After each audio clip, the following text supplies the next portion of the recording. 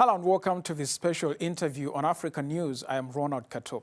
So the cost of food has gone up significantly since the beginning of the year, leaving many people in developing countries not just hungrier, but also poorer.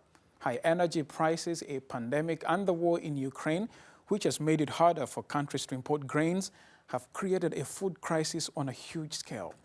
In many countries, the failure of seasonal rains has also meant that there is less food to eat or sell. Boaz Kezire is the head of policy and advocacy at the Alliance for a Green Revolution in Africa. Thank you very much, Boaz, for your time. Are you concerned about potential social unrest breaking out in Africa as a result of rising food prices?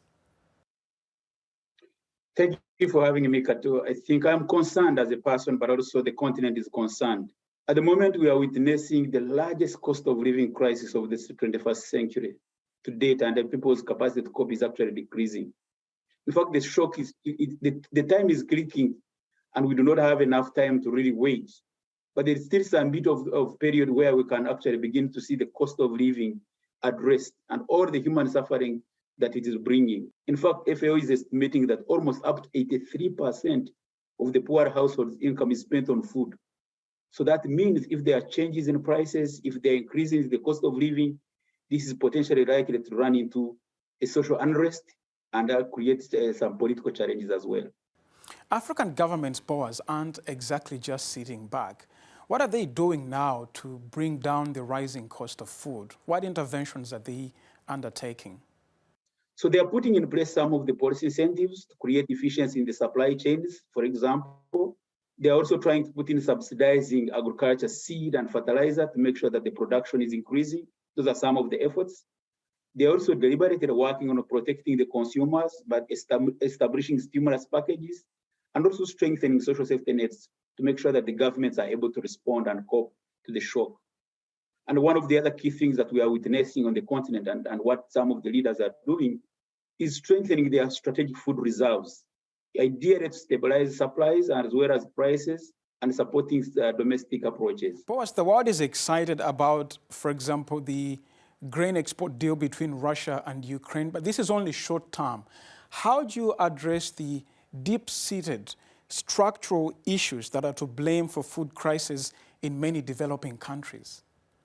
The recent UN Food System Summit has taught us a lot on what leaders need to be doing up more and scaling investments in areas such as, for example, climate adaptation, conservation farming, or regenerative agriculture, ideally to enhance productivity without disrupting the environment. Because the crisis in Ukraine is just not the first crisis.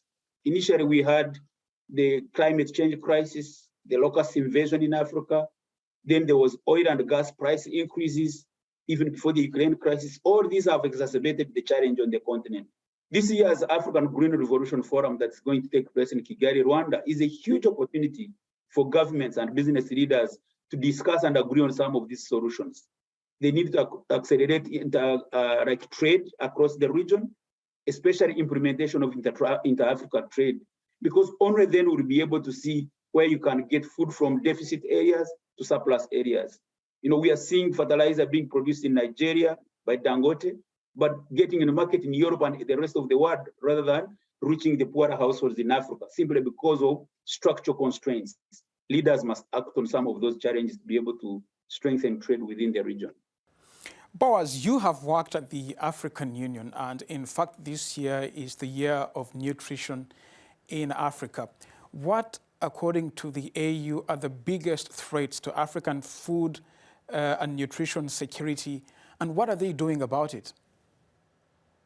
I would summarize the challenges that are rooted on the continent to be the inability to have strong capacities to respond, because Africa's biggest challenge is not money. The biggest challenge is lack of coordination. It's lack of the right investments to deliver the programs that we already have. There is a lot of money within the ecosystem, and the food system is challenged simply because of lack of stronger commitments. And I would think leaders need to do more than what they are doing today, because business as usual is not going to get us where we need to be. Boaz Kezire, thank you very much for your time. You're welcome. Thank you for having me. And thank you for watching Africa News.